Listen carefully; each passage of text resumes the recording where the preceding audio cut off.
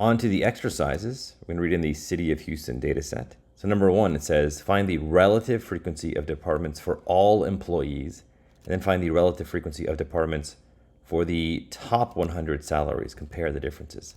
So first we're going to do all employees, and we're going to set normalize to true. And let's do that, and let's round this up. Let's round it to 2 decimal places here. And now we want to find the top 100 by salary, and then just do the same thing. And I really should just copy and paste this. And I don't have to round it because it's just 100.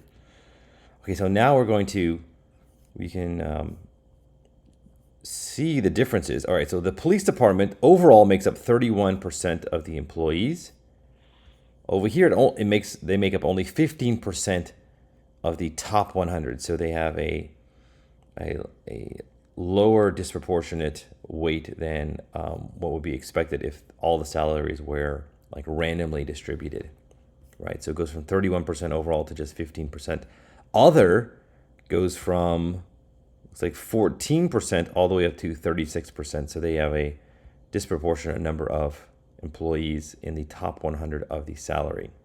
So that's what you can do here. You can just compare the top 100 to what is seen for the entire data set. All right, number 2, sample 100 rows of data with replacement using a random state of 999. Okay, let's do that. Sample, we're going to do 100. We're going to do replace with replacement, and we want random state 999. And then it says, then find the count of each unique department as a series. Again, we'll do value counts department like this. All right. Use the stocks data set for these. Find the day that each stock had its largest percentage 1-day drop in price. Okay, so to get the 1-day drop, we do percent change. And we want the date. So we just want IDX min, and that will be the date of the largest drop for all of them. All right. Number 4, find the min, max, and date of min and max for each stock.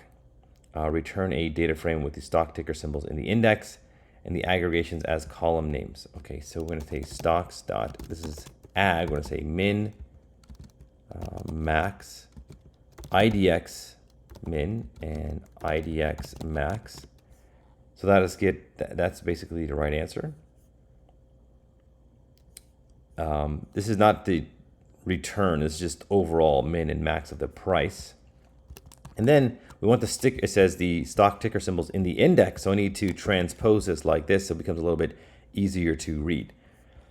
So you can say, all right, so Apple had a minimum of 82 cents on April 11th, 2003.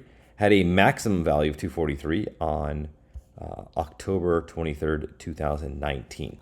All right, so that's it for the exercises.